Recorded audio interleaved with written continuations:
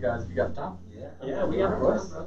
All right. So real quick, I know you've probably gotten this question a lot, but how did you come up with the name Mixed Tribe?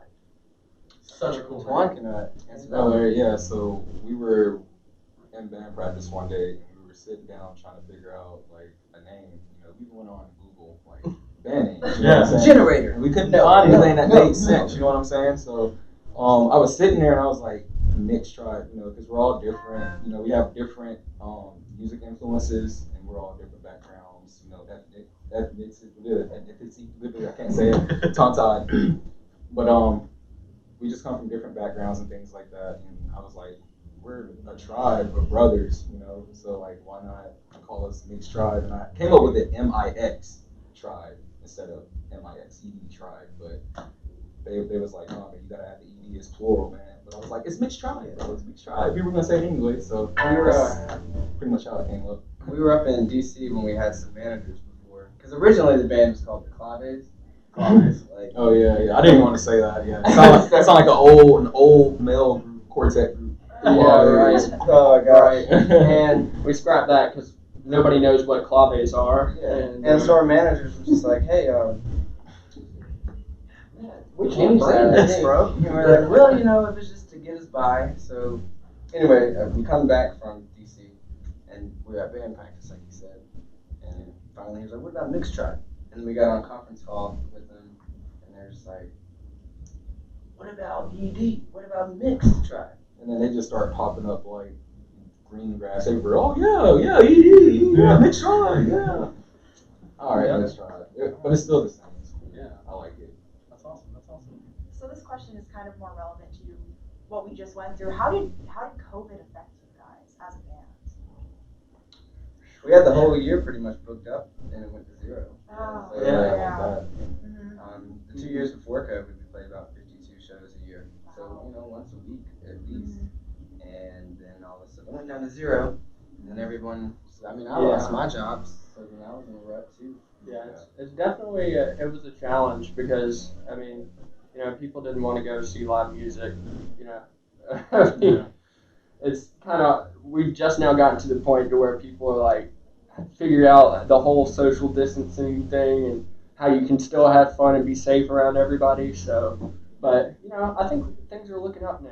We got vaccines out there. Yeah. We're ready to Have y'all gotten the vaccines? We'll get him on this weekend, hopefully. I will for sure, but I'm procrastinating. You know, I mean, the whole thing is let the older people get it first. When you're younger and healthy, I'll wait. I'll wait. So it's not the influx of too many people, right? Yeah.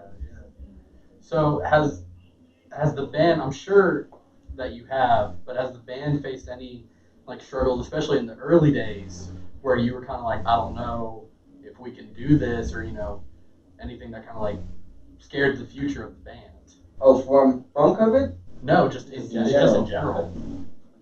In the beginning, it was pretty simple. Started on A open year and a mics, right? Yeah. A year and a half, I think, we got together 2 or 3 times a week straight. And pretty much 2 years. And there was 2 times in that period where we went over 14 days, and that felt weird. So we just tried to stick it no matter what, you know. And then we originally were just going to do original music. And then we're like, we need to make some money. These places, like, go into a venue here, you bring 100 people, but you only get like $5 off each person, if that, maybe $2 per, and we're like, there's got to be another way. So then we just started shooting a bunch of cover songs that each of us liked that we enjoyed playing, and then we slowly started making our way into restaurants, and from there private parties, and then we ended up in weddings. So it kind of just helps. Everything that we have is because of music. Like we have a trailer and our equipment, our upgrades. We did a lot of stuff. Music's actually helped us out a lot. Yeah. We managed our money pretty well. It was pretty much a second job, for real. Like, we were all stiffers on each other, like, we're not going to do this, we're going to put in an account, boom, boom, boom, boom, and stuff started happening, so. So you guys would say that music has helped you guys a lot. What else do you think personally has helped you get past just struggles in general besides music? Is there anything that comes to mind? Not really. I mean, I'm just speaking for myself, but my life kind of revolves around music. I get in the car, I'm listening to music, you know. if I'm doing homework, I'm listening to music. Everything kind of in my life revolves around music. I mean, helps you when you're sad, gets you pumped up when you're happy. It's really the antidote. So like, Yeah. That's piggybacking off what he said. That's pretty much what I do. I listen to music every day. I can't really see myself not doing music or not being in some shape or form, fashion around music. Yeah. So I'm just like really thankful that we have artists around and creative musicians that can inspire us all to keep want to listen to music and keep going, pushing the boundaries to be better and to try different things. And the determination of just wanting to do music and make it my job has helped me with my struggles. If I'm ever feeling down, I'm just going woodshed. Yeah. I gotta do this. It's gotta get better. So That's awesome. That's awesome. So, who kind of takes the lead with the writing process, or is it all just one big collaborative effort? Mark takes a lot on the writing part of it, on writing lyrics. Creative part, like musically, is more of a the instruments, collective. everyone kind of Yeah, throws kinda out like ideas. fiction. I mean, like we throw ideas too on lyrics, but like mainly he's writing like a lot. I just have a way with structuring it. I don't know how to explain it. Not everybody can be a songwriter. Yeah. I used to think that wasn't the case, but just all the musicians I know, sometimes they just can't do it. Everyone has their part, I guess you could say. But that's one thing I feel like I'm pretty good at is somehow I can take an idea from anybody and create a story that makes sense in a musical aspect. So when it comes to the writing process, do you feel like you normally have like a melody first, or do you have the lyrics first, or how does it normally go for you? Is it mixed? It's literally different every time. Yeah. And some songs that we have about 15 now, I would say. But I would say not many of them are started the same way. I mean, I might start some a certain way, but then eventually it's something totally. Okay, so one song I just went from verse to chorus to bridge to chorus, ender, right? One time I was writing a bridge, or I was writing what I thought was the chorus, and we were with the guys, and then they're like, "No, that sounds like a verse," and I was like, "What?" And then I went home and woke up the next day, and it turned out to be the bridge. So that was one of those So many things. different changes. It's one of those things, yeah. It's just try and a flow. It's yeah. a river. go with it, and hopefully it sounds good. Yeah. Yeah, placement is everything, really. Right. So I can definitely tell that you guys are all friends. You guys are all close and work off of one another. But has this always been Mixed Tribe, or were there different lineup changes throughout the time? Currently, our regular bass player, Mikey, he's focusing on his own thing right now. So we got our good pal Connor over here, slapping the He's bass. a wizard, though. He's a wizard. He's a wizard. He told me not to say anything, so I just. No, like, dude, Oh, whatever. He said, I'm gonna be that guy who just sits there and doesn't sing. No, he really is good. I feel like he don't get the acknowledgement that he should. He's always so laid back and reserved. This man really can shred, like, for real. Mhm. I could see you growing up, No, there, no. especially with That's just YouTube. on bass, but on He's a guitar guitar player. player. He's a guitar player. Really? He was playing bass. He's a guitar player. That's what I'm But he saying. can rip. He can rip He any can of our rip. originals on guitar or bass. So he's actually been our number one go-to guy. If just because if we had a show or something and it conflicted with work, if Jordan couldn't make it, yo Connor, can you make this gig? Yeah, I'll be there. And then if Mikey couldn't make it, hey Connor, can you do this? He just goes back and forth between bass I like and to call him. guitar. He saves the day. He saves the day. Mr. He's a Savior. hero. You're a hero. Connor really is. Really. So, but we've also we were in a band before. Well, you were in a band too. Yeah. That's a long time. I don't want to mention the Man name. just got Vietnam flashbacks. You were like what, 13, 14? No. So I didn't you were start. like I didn't 16. You were like start 16, until 17. Yeah, you were like 16, 17. Yeah, I was like 17, 18. I had an acoustic guitar and I thought I was a lead player going ding, ding, ding, ding, ding, ding, ding. Thought I was so cool. Looking back on it, wow. Yeah. Growth. Wow. Everyone grows too. It's a good. Yeah. I like to reflect a lot in life, so that was a good thing to bring up Yeah. because now I see where I am from where I was. Yeah, bro.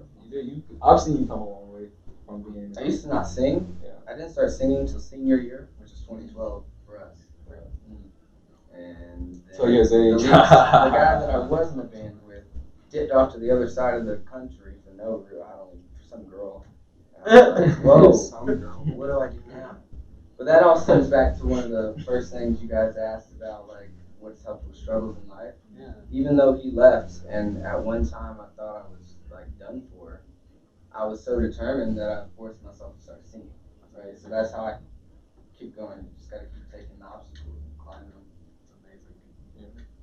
So kind of going off of what you were talking about growth, when you guys started compared to now, has your music, because I feel like every artist has like a sort of aesthetic or like a mood that they want to portray with their music, has that changed for you guys, or how would you guys describe your aesthetic or like the mood that like your music kind of brings about, and has it changed at all?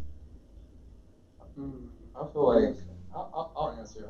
I feel like our music honestly gravitates towards anybody who's in a room. You know, it can make you feel some type of way.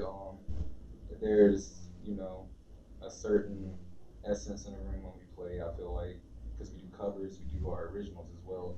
So if you don't know the original, but you like the indie music and the original art of it, you'll be like, okay, this is cool. But then when we hit you with a cover, you're like, oh, okay, you know this cover. And it's not like a cover that you don't really know. We usually try to hit you with covers that are like on the Billboard. But not too overplayed. But not too overplayed, yeah. Well, and I think we actually talked about Like this not on our Freebird. It popped in my head too. I was We thinking talked that. about this Freebird's on not our free. show. Yeah, we're on Freebird. A couple episodes ago, we talked about this, how if a band is going to do a cover, is there kind of a formula? And you don't want it to be something that's super popular, like a band called Hyperveil did Blank Space. And it's gotten 66 million views, and everything else has only got like 12. Mm-hmm. So you kind of do that nice middle of like everyone knows it, but it's not overplayed. Right. And y'all just did Must Be the Money. Yeah. And my fiance was listening to it, and she goes, "Did they make this?" I was like, "No." She was like, "Oh, well, they're doing amazing." So I think that's really interesting that y'all bring up that kind of middle ground of a cover to do. Yeah. Thanks. Yeah. Another thing touching on that, like we've played at like a wide variety of places for a wide variety of people. So we had to figure out like, okay, we pull up and there's all these jacked up trucks, and we're like, when are we gonna play here? We've been in some different scenarios, some sketchy situations, but they all turned out to be great. At the Yeah, end, at the end of the night, everybody's like, heck yeah, brother! You guys are right! I won't even say a lot of like, places, and people will be like, or yeah, they'll be me mugging hard. and then like after 5, 6, 7 songs, they're like, hey, can you sign our shirt? okay. We went into this one place, and it was They were me mugging hard. it was crazy. Dang, like, are y'all okay? Yeah. Like it was that. Like you can feel them on you. Like Yeah. you're like, okay. This one guy was like, I Yeah. don't particularly like the music that y'all played, but y'all did a damn good job. Yeah. That was cool. That's awesome. Yeah. So, like, going along with that, what was probably the first cool show that you played? Like, the one that you were calling up the family and be like, "You're not going to believe what we just got." This one? This one? This one? I think it was short. Was Panama City our first one? I mean, we went to 10. What was it? The 10 roof in Kentucky. Yeah. Well, there was one that was a flop. Yeah. The flop one was the when we had just got our managers. They were like, "Oh, we got you at this fair. Got you at this fair in where was it? Where was it? It was. Oh boy. It was in DC. It was somewhere. above DC though, right? Well, let's talk about the good things. No. What I'm saying is like we were so excited. Like, yeah, they got us a rental van. We got everything. We're going up here. 13 hours. It's like 6 people in the audience. Outside of Harbor City. right. No, like really, we got pump fake on pretty hard. It was bad. It was bad. They pump fake hard. It was hard. But the first time we went to, have you ever been to Panama City Beach? Yeah. Okay, do you know the Sharky's Beachfront Restaurant? I've heard of it, yeah. Okay, that was incredible. It's at max capacity. It's like 800 people. It's more than that. No, It's 9. It's like 8. It's 7 actually. 7 or 9. Between 7 and 900. And we walk in and there's like a 45-minute wait. And we go to the stage and the entire place is packed out. I'm talking about like, So in front you have about 500, and then where the stage is, there's this little glass where people are sitting that can kind of see the band, but they're on the inside. And then over here, there's another inside bar that sits maybe 100. So there was about 500 just right in front of us on the beach, and it was like, oh wow, wow. And so that was the best one I think. Yeah. And it's reoccurring. We just came from there. When was it? April. yeah, it was really like almost a March. month ago. March. Almost, March. almost. We got a lot more dates booked down there. And we're going back in May and then July and September. So That's amazing. it's a lot of fun. Yeah, that's absolutely amazing. All right, well, you guys are absolutely dope. Y'all, the talent and just the down to earthness of you guys is really cool. What would you give? What advice would you have for bands that are really wanting to start making the first move? After they get the musicianship, they figure out their style. Me. Yeah, go ahead. Go ahead. 90% business, 10% talent. So serious. Well, So serious. I would Really? say 90. No, serious. I would say Serious. that. I say that because all right. This is I'm speaking for myself. I can't say for anybody else, but for me, 90% business, 10% talent. Because you can always work hard outwork talent. You know what I'm saying? So I say the 10% to kind of factor that in. But the 90% is really like getting up, getting on your computer, finding these places where like how to get out there, branding Okay, yourself, I see that part. branding, marketing yourself, taking pictures that you don't want to do. Like the little things that people say that is tedious, like it really pays off. Posting, maybe 3 or 4 times a day on your account. Also doing collaborations with people, meeting people, networking. That's like the biggest That's thing. great. And holding on to those relationships. Yeah. I personally, I wish I would have done this. So I would tell my old self, like 2.5 years ago. We ended up going to so many different places all around Georgia. Went to Alabama a couple times. Went to Kentucky, and then DC and Florida. And then sometimes when we would go back to those places, you meet people, and then when you're there, you can't remember who you know up there. Right. And then by the time you leave, you're like, oh, I should have hit that person up. So I started making a little book. All the people that were really interested in my music or like what was going on, you're like, hey, this person is in this county, this place, this place, this place. So then if we get a gig somewhere, I can look to that book and only invite them, personally invite them instead of just, hey, we'll be here, blah, blah, blah. It makes it a little bit more intimate. That's just Yeah. one piece of it. I mean, this is a long conversation. Yeah, that's just because there's so long. Yeah. It's a lot, but just pretty much what he said. Really, just making those connections with people because you don't want it to always just be about business. Figure out what everybody wants. Yeah. So everyone has to be on the same track. Figure that out. Like he said, make sure you're doing the groundwork for sure. Gotta be groundwork. What do you have to say? I mean, I'm right on the line with you guys. I mean, it's a lot more work than what you would think it would be. Like, a lot of people look at a band, they're like, oh, they're just out here, playing their guitars, making that music. But there's a lot that goes into it if you actually want to make something, if you want to make any money. Traction. Yeah. You wanna- it comes down to us all being in a big, huge relationship. Yeah. You have to balance that. You gotta make sacrifices in your personal lives, outside of it. It's a lot that goes into it. And we made a lot of sacrifices. I say. Yeah. In the social media age that we're into, I would say, so yes, our band is a business, we have a bank account, and since we're all working, if we made X amount of dollars, we each take maybe 50 from the gig, put everything else in the account or whatever, to buy merch or whatever. Oh, any money you use for merch, don't use that for anything else. Just let that build. Yeah. So after about 2 years, you have this huge lump sum because you just kept stacking your merch profit. That's separate from your band profit, like your show profit. Yeah. But I was gonna say, one thing I wish we would have also done is just, instead of paying ourselves, why didn't we use that money to hire like a videographer or something to come to the show with us? Because more often than not, it'd be a kick-ass show, and we had barely anything to show for it. Yeah. That's where we felt at. Like, and we tried. We reached out to some people, and we did it for a little bit, but it was inconsistent. With the Don't get your friends. Don't ask your friends to do it. Never. Don't say you're gonna buy their beers. Yeah. Find Don't put that somebody on and there. say, I'm gonna give Don't you put that on there. $100 Let them for enjoy 3 it. hours just to record us Seriously. and Because your friends are gonna be, drinking or whatever, and they don't. oh, they got the like, style, like, you know what I mean? You get the video back and the whole thing is blurry. Or you had fingers in it the whole time or something. Yeah. And then it's so one I'm talking quality. to So like, somebody. you wanna come out if you wanna do it for real. You wanna do it right. Yeah. There's a budget to everything. And you can still get the sound that you're going for. You just gotta make a sacrifice and say, That's awesome. That's awesome, yo. And buy a PA. That'd be the last one. Don't invest if you already have like your guitars and your amps, go ahead and be able to provide for yourself.